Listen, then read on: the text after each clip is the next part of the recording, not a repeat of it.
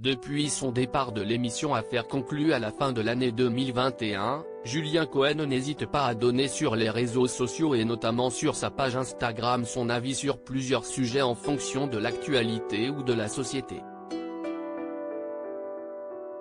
Ce mardi 9 mai, CIST à propos de Elon Musk et de son entreprise Tesla que l'ancien acheteur de l'émission de Sophie Davant a souhaité s'exprimer.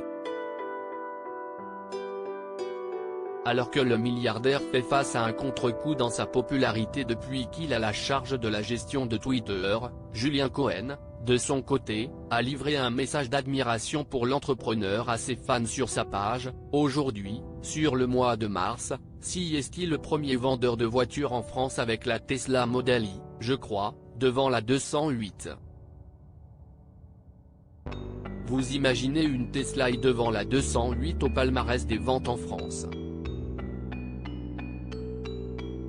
CIST grandiose a ainsi déclaré celui qui était un grand séducteur plus jeune, ajoutant que « Le fait qu'il soit aujourd'hui le premier des ventes en France me réjouit parce que CIST est un entrepreneur qui a pris énormément de risques.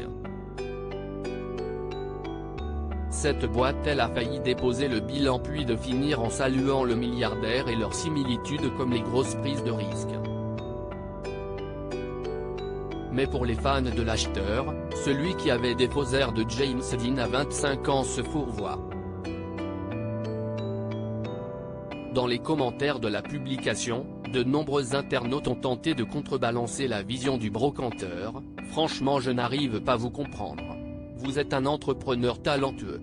Faire des éloges à Elon Musk qui est prêt à écraser tout le monde sur son passage a déclaré un premier, suivi par d'autres, pardon ? Un génie ? Seriez-vous sous emprise ? Ou encore, l'ingéniosité n'enlève pas le caractère dangereux de cet homme. La preuve que même s'il provoque encore l'admiration chez certains comme Julien Cohen, Elon Musk est une personnalité qui n'a pas fini de diviser.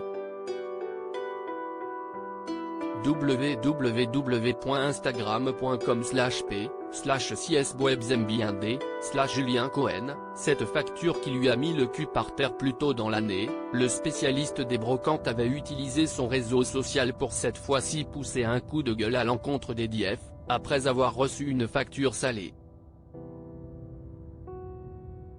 L'ex-homme de télévision avait alors expliqué ne pas comprendre comment le fournisseur d'énergie avait pu lui facturer autant, malgré la tenue des travaux de ses nouveaux locaux.